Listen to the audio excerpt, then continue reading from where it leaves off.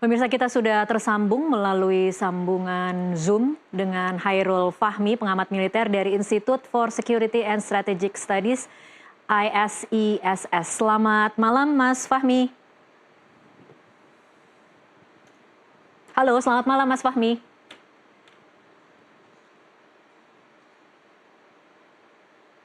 Halo.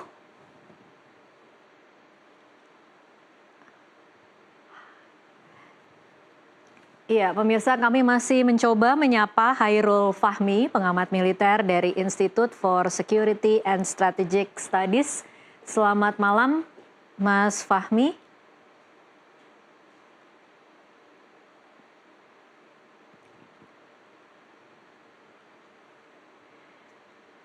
Iya, pemirsa, sambil kami mencoba memperbaiki sambungan Zoom dengan Hairul Fahmi, pengamat militer dari Institute for Security and Strategic Studies, kami akan menghadirkan pernyataan dari Gubernur Jawa Barat, Deddy Mulyadi, berikut ini. Kami, pemerintah Provinsi Jawa Barat, menyampaikan duka yang mendalam atas meninggalnya 4 anggota TNI dan 9 warga sipil dalam musibah kecelakaan pemusnahan amunisi tak terpakai di tempat pemusnahannya Desa Sagara, Kecamatan Cibalong, Kabupaten Garut. Semoga almarhum diterima seluruh keimanannya, mendapat ampunan seluruh dosa yang telah dilakukannya, dan mendapat tempat yang mulia di sisi Allah Subhanahu wa Ta'ala. Dan semoga keislamannya diterima oleh Allah Subhanahu wa Ta'ala. Dan untuk keluarganya, semoga diberikan ketabahan atas musibah yang terjadi, dan semoga kita semua diberikan kelapangan hati untuk bersama-sama menyampaikan doa pada saudara-saudara kita yang meninggal atas musibah tersebut dengan membaca surat Al-Fatihah. Iya, kami akan kembali mencoba menyapa Mas Fahmi. Bisa mendengar suara saya? Bisa. Baik. Mohon maaf tadi gangguan. Iya, Mas Fahmi, mungkin saya pertama-tama meminta catatan Anda dari apa yang terjadi ledakan amunisi kadaluarsa yang terjadi di Garut hari ini. Iya, secara normatif pemusnahan amunisi tidak layak pakai ini kan merupakan kegiatan rutin yang dilakukan untuk mencegah resiko yang lebih besar ya, karena amunisi yang sudah tidak layak pakai ini bisa sangat tidak stabil, ya mudah meledak dan lain sebagainya yang bisa menyebabkan resiko bagi keselamatan gitu ya. Tapi prosedur yang seharusnya dijalankan ya sesuai dengan SOP ini kan harus sangat ketat gitu ya. Misalnya terkait dengan pemilihan lokasi yang jauh dari pemukiman, ya tentunya jaraknya, yaitu jarak sterilnya itu bergantung juga pada jenis amunisi dan daya ledaknya gitu ya. Kemudian pengendalian penuh atas zona steril, kemudian evakuasi semua pihak yang tidak berkepentingan dari area sekitar. Ini penting ya, mengingat kalau salah satu elemen tadi yang terkait dengan SOP tadi tidak dilaksanakan secara konsisten, ya resiko kegagalan teknis maupun potensi jatuhnya korban akan meningkat drastis gitu ya. Ya kalau kita melihat ya dari video-video yang beredar ya memang tampaknya memang ada kelemahan signifikan dalam pengamanan area yang terlihat dengan masih adanya pergerakan warga sipil di sekitar lokasi yang tentunya menimbulkan pertanyaan serius terkait kepatuhan terhadap prosedur pengamanan dan seberapa jauh sosialisasi pra kegiatan pemusnahan ini sudah dilaksanakan gitu ya. Jadi ya menurut saya kita melihat memang potensi adanya ya unsur kegagalan dalam pengamanan pelaksanaan teknis di lapangan. Baik, Mas Fahmi ini Anda berarti sudah bisa mengatakan bahwa memang ada kelemahan dan kegagalan. Kalau kita kemudian melihat dari apa yang terjadi atau paling tidak kita mencoba menganalisa lokasi, Mas Fahmi. Saya mungkin akan bedah sedikit-sedikit dari apa yang jadi catatan Anda tadi. Dari lokasi, kalau TNI Angkatan Darat mengatakan lokasinya sudah jauh dari pemukiman. Tetapi kenyataannya ada 9 warga sipil, 9 orang ini jumlah yang cukup banyak untuk bisa berada di dekat lokasi dan kemudian akibatnya adalah meninggal dunia. Jadi bukan sesuatu yang bisa diterima dengan penjelasan yang, karena hingga saat ini juga kita tidak mendengar penjelasan apapun ya soal apa yang terjadi dalam prosedur peledakan. Tetapi apa kira-kira catatan Anda tentang lokasi itu sendiri? Iya, sebenarnya kalau dari sisi lokasi ya, memang kalau kita lihat lokasinya jauh dari pemukiman, cukup terbuka dan jauh dari pemukiman warga ya. Tapi apa namanya, yang terpenting kan bukan hanya itu gitu ya, bukan hanya bahwa ini jauh dari pemukiman, tapi eh, akses terhadap pergerakan dan aktivitas warga di sekitar area ini sampai batas tertentu gitu ya. Ini kan harus ditutup sepenuhnya gitu ya. Oke. Dan itu sebenarnya juga sudah dilakukan ya sosialisasinya maupun memasang tanda-tanda peringatan di sekitar area ya, itu sudah dilakukan. Tapi ternyata ini kan apa namanya, gagal mencegah warga untuk memasuki lokasi sebelum lokasi tersebut dinyatakan aman sepenuhnya gitu ya. Jadi setelah ledakan pertama, kemudian kalau kita lihat dari video yang beredar kan gitu, dari setelah ledakan pertama kemudian warga berbondong-bondong untuk mencoba memasuki area gitu ya. Ini yang terlihat dan tidak tampak adanya upaya yang signifikan yang cukup gitu ya untuk menghentikan apa namanya pergerakan warga ini. Oke. Padahal pihak pelaksana kan belum menyatakan bahwa areanya aman gitu. Iya, apa artinya mungkin bisa disimpulkan bahwa dari sisi pengamanan saja memang lemah ya, Mas Fahmi? Eh, Pengamanan ini kan meliputi dari apa sebelum ya, selama pelaksanaan, kemudian setelah pelaksanaan sampai kemudian betul-betul dinyatakan aman dan area bisa dibuka kembali. Iya. Nah, ini kita lihat kan apa namanya yang terjadi bahwa sebelum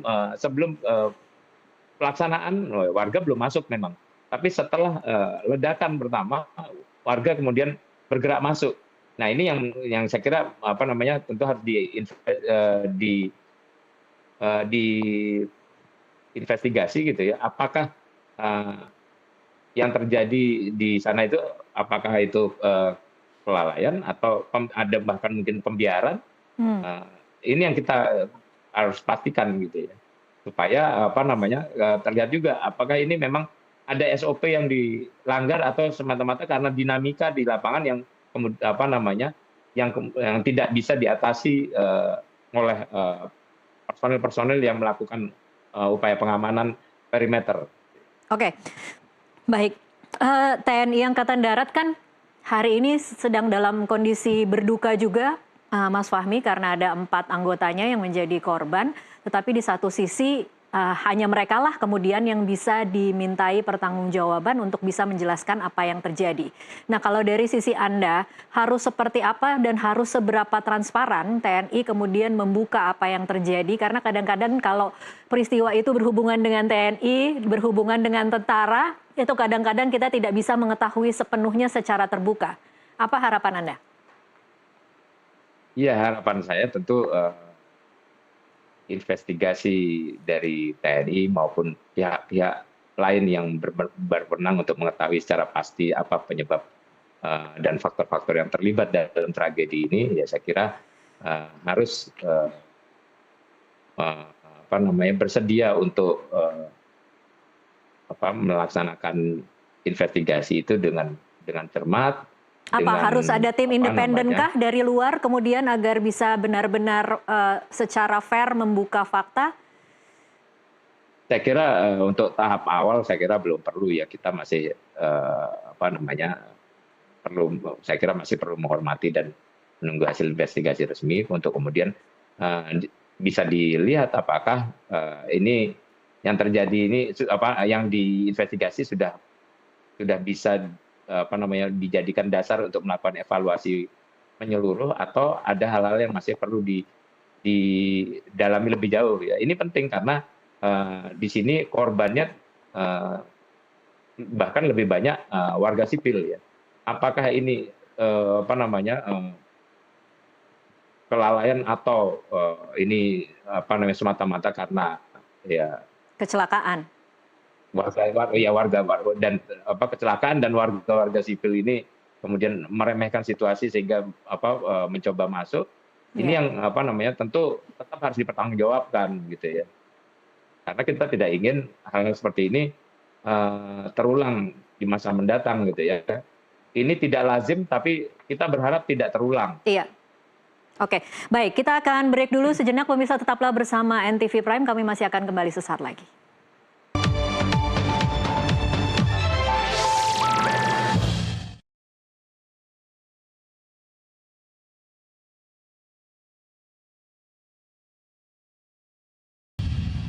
Pemirsa, terima kasih Anda masih menyaksikan NTV Prime. Saya kembali lagi ke Mas Fahmi sekarang, Hairul Fahmi, pengamat militer dari Institute for Security and Strategic Studies.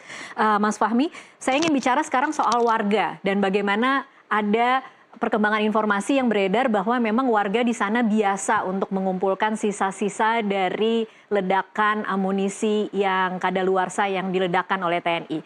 Bagaimana seharusnya catatan insiden hari ini dan dijadikan perbaikan ke depan? Apakah memang warga tidak boleh sama sekali atau seperti apa menurut Anda?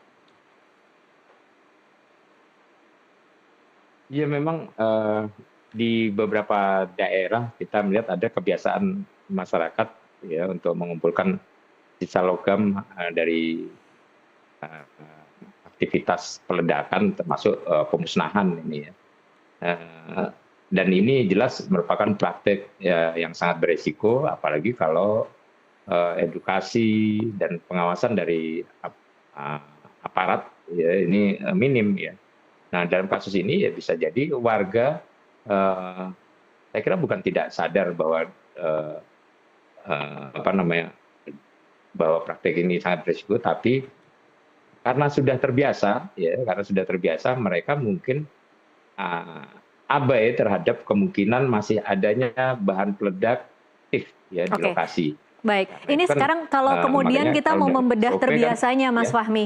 Terbiasa ini apakah memang sebenarnya bisa diterima atau sebenarnya terbiasa ini memang seharusnya bukan sesuatu yang diperbolehkan?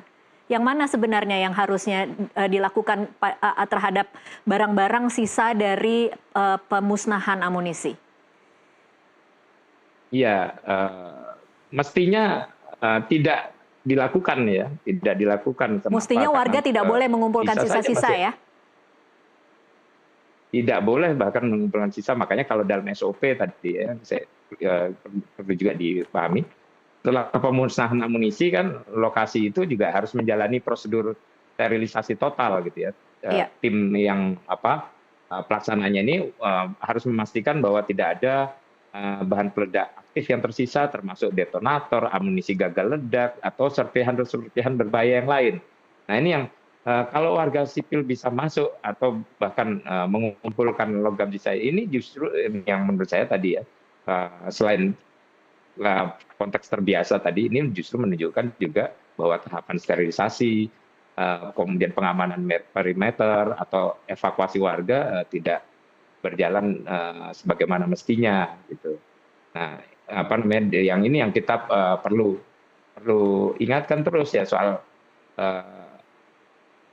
terbiasa dengan yang semestinya ini kan Iya. mestinya dipahami secara utuh gitu ya. Kalau apa namanya semestinya tidak boleh ya jangan dibiarkan warga terbiasa melakukan hal itu.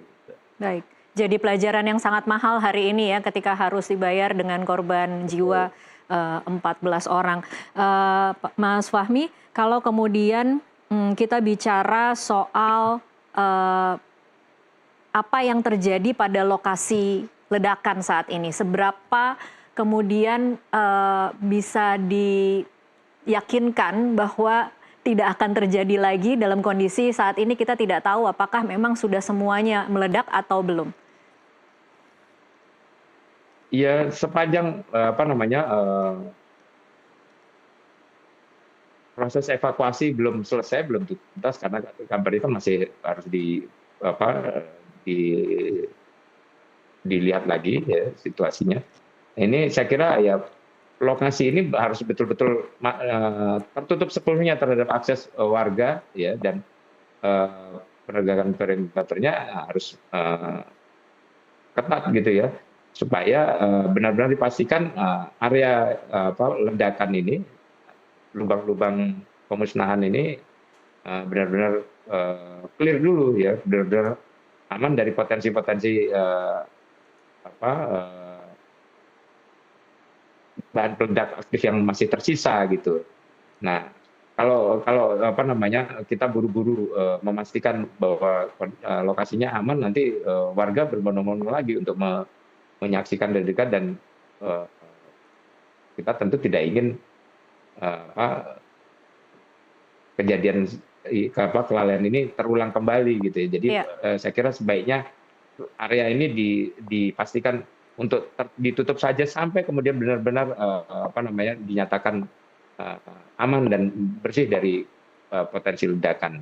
Oke, baik. Terakhir, Mas Fahmi, rekomendasi atau catatan perbaikan apa yang perlu dengan segera dilakukan oleh TNI Angkatan Darat agar mencegah peristiwa yang sama terjadi mungkin di lokasi lain, Mas Fahmi? Ya, saya kira yang paling penting adalah bagaimana prosedur ditegakkan dan dijalankan dengan ketat, dengan cermat dan berhati-hati gitu ya.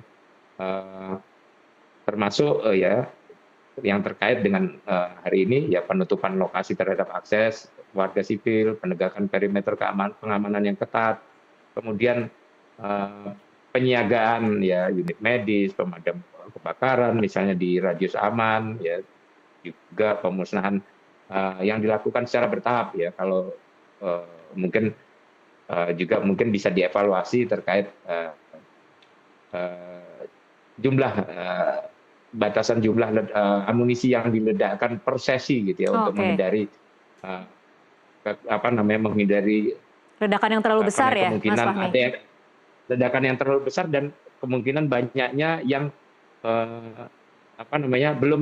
belum meledak gitu ya. Iya. Ini kan juga harus dipastikan tidak ada potensi reaksi berantai. Jadi karena mereka kan ATLP ini, amunisi tidak layak pakai ini kan sangat sensitif ya, sangat tidak stabil, sehingga mungkin dia tidak meledak di ledakan pertama, tapi ketika ada sensitivitas di area itu ya bisa saja ada guncangan atau apa yang kemudian menyebabkan ledakan susulan. Nah, ini yang kita perlu hindari dengan memperhitungkan ya batasan jumlah amunisi yang diledakkan.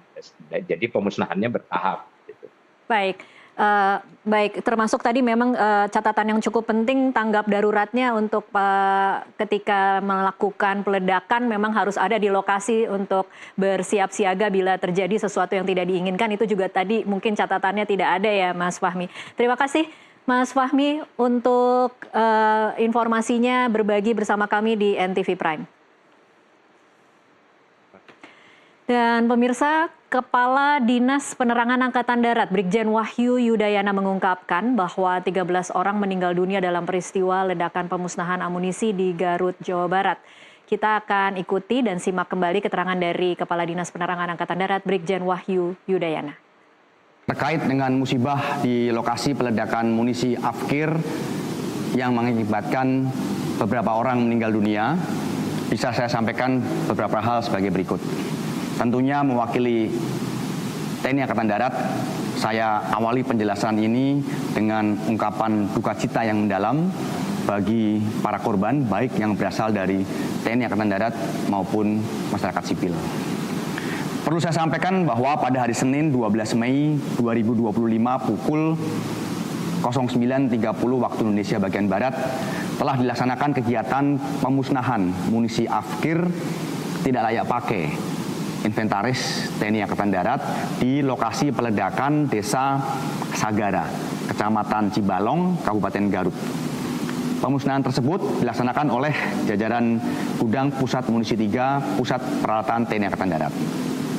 Pada awal kegiatan, secara prosedur telah dilaksanakan pengecekan terhadap personil maupun yang berkaitan dengan lokasi peledakan dan semuanya dinyatakan dalam keadaan aman. Selanjutnya, tim penyusun amunisi melakukan persiapan pemusnahan di dalam 2 lubang sumur yang disiapkan. Setelah seluruh tim pengamanan masuk ke pos masing-masing untuk melaksanakan pengamanan dan setelah dinyatakan aman, kemudian dilakukan peledakan di 2 sumur yang ditempati oleh munisi AFKIR tersebut untuk dihancurkan. Dan peledakan di 2 sumur ini berjalan dengan sempurna dalam kondisi aman. Sedangkan di luar 2 sumur ini disiapkan 1 lubang yang peruntukannya adalah untuk menghancurkan detonator yang selesai digunakan dalam penghancuran 2 sumur sebelumnya, termasuk sisa detonator yang ada berkaitan dengan munisi AFKIR tersebut. Saat tim penyusun munisi menyusun detonator di dalam lubang tersebut, secara tiba-tiba terjadi ledakan dari dalam lubang yang mengakibatkan 13 orang meninggal dunia. Adapun data yang meninggal dunia adalah 4 orang dari anggota TNI Angkatan Darat, yaitu Kepala Gudang Pusat Munisi 3 Pusat Peralatan TNI Angkatan Darat, Kolonel Korps Peralatan Antonius Hirmawan, Kepala Seksi Administrasi Pergudangan Gudang Pusat Munisi 3 Pusat Peralatan Angkatan Darat, Mayor Korps Peralatan Anda Rohanda, dan 2 orang anggota Gudang Pusat Munisi 3 Pusat Peralatan TNI Angkatan Darat, yaitu Kopda Eri Priambodo dan Pratu Aprio Seriawan. Lalu berkaitan dengan korban masyarakat sipil, itu ada 9 orang, yaitu Saudara Agus, Saudara Ipan, Saudara Anwar, Saudara Ius, Saudara Ius Rizal, Saudara Toto, Saudara Rustiawan, Saudara Endang. Saat ini semua korban yang meninggal dunia sudah dievakuasi ke RSUD Pamengpeuk untuk dilakukan tindakan selanjutnya. Selain melaksanakan penanganan terhadap para korban, upaya yang dilakukan saat ini adalah berkoordinasi dengan aparat terkait untuk mengamankan lokasi peledakan sampai benar-benar aman untuk warga masyarakat sekitar. Saat ini lokasi masih disterilkan oleh petugas karena dikhawatirkan masih ada beberapa bahan yang berbahaya atau perlu diamankan. Penyebab dari kejadian tersebut masih dalam tahap penyelidikan oleh tim TNI Angkatan Darat, termasuk terkait dengan korban sipil.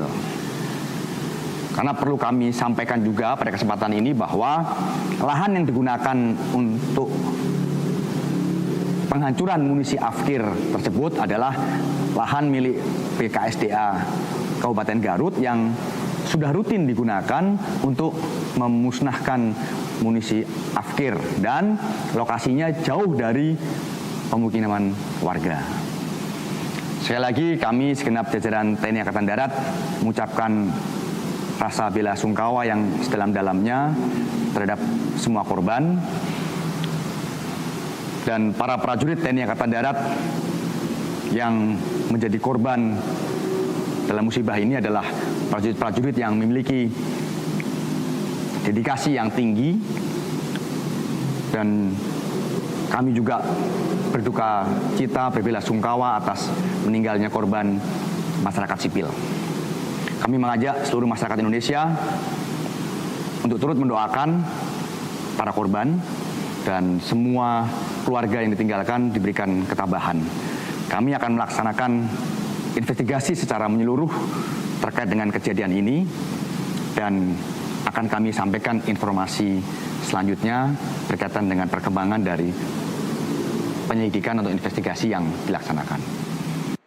Pemirsa tetaplah bersama kami akan kembali usai jeda.